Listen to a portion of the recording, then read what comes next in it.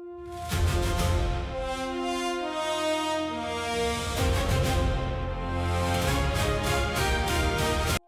open your eyes before the sun does. The world inside your gyr is dim and warm. Soft red coals glow in the iron stove. You lie wrapped in thick layered wool felt. You are a Mongol nomad of the steppe. The year is somewhere in the 13th century. The grasslands stretch in every direction outside. Your husband sleeps quietly beside you. Your two small children breathe softly nearby. The round walls of your home curve above you. They are made of wood lattice and felt. A single round opening sits at the very top. Faint pre-dawn light begins to fall through it. You sit up slowly without making a sound. The wooden floor is covered with thick rugs. You add a few dry chips to the stove. Soft orange flames rise inside the iron belly. You pull on a long blue silk-lined deal. A wide red sash wraps around your waist. Your tall leather boots curl up at the toes. You braid your long black hair behind your head. You step toward the small painted wooden door. You push it open into the cold morning air. The wind rushes against your warm cheeks. The sky above is a deep, dark blue. A few stars still hang low in the west. To the east, the horizon is turning gold. The grass moves softly all around you. Your sheep and goats are still curled together. Two large dogs rise to greet you slowly. You speak to them with a low, steady voice. Beyond the herd, your horses are grazing. Your favorite is a small bay mare. She lifts her head when she hears you. You walk toward her through the cool grass. She presses her warm forehead against yours. You bridle her with a simple leather rein. You do not need a bit, only her hands. You toss a folded saddle blanket onto her back. The wooden saddle goes on top of it. You tighten the leather girth with care. You swing yourself up in one smooth motion. You sit lightly on her, knees relaxed. The sun lifts above the eastern horizon. The grass turns gold beneath the sky. Your husband appears at the door of the GR. He raises a hand in a quiet greeting. You nod back and turn your mare around. You ride out across the open steppe. The wind is fresh and full of grass. Your mare moves at an easy trot. You scan the distance for your horse herd. They are far out, near a low ridge.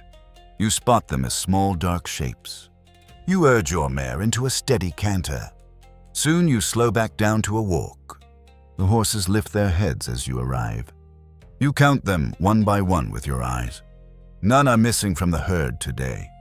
You ride slowly around them in a wide circle. A young foal trots toward you curiously. You smile and let it sniff your hand. The herd begins to drift in one direction. You guide them gently with soft sounds. They follow your mare without any fuss. You bring them closer to the gyrs below. From here, your camp looks small and round. White felt domes scattered across the green plain. Smoke rises from each rooftop opening. Other riders move between the herds nearby. You wave to a woman riding past you. She smiles and shouts a greeting in return. By mid-morning, you ride back toward home. You leave your mare to graze with the others. Inside the gyr, the air is warm and soft. Your husband has set the morning meal. There is fresh milk tea in a copper bowl. There is hard cheese and dried meat. The children sit cross-legged on the rugs. They eat quietly, with bright, watchful eyes. You drink the tea slowly, savoring each sip. It tastes of milk, salt, and butter. After eating, you milk the mares outside. The mare's milk is warm and white. You pour it carefully into a leather bag. You hang the bag from a wooden frame. Inside, it will become arag, fermented mare's milk. The smell is sharp, sour, and familiar. Later, you sit with your daughter at the door. You teach her how to stitch a small felt boot. Her fingers are slow but very serious. The wind ripples across the grass before you. You can hear children laughing nearby. Two boys race their horses past your camp.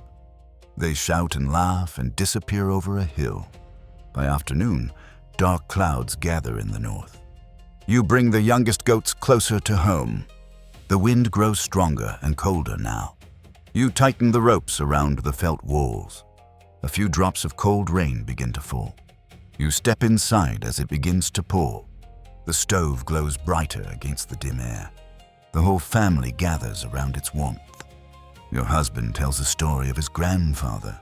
He speaks of long rides across white winters. The children listen with wide, quiet eyes. The rain softens, then slowly fades away. You step outside into a cool, washed world. The grass shines silver in the evening light. The sky has turned a deep, clean blue. You walk to check your horses one last time. They stand calm, drinking from a small pond. You return to the gur as the sun sets. The clouds glow pink, gold, and dark red. You eat a simple supper with your family. The children fall asleep before the lamps fade. Your husband lies down beside the warm stove. You lie back on the thick wool felt. Outside, the wind hums softly across the steppe. You are already asleep.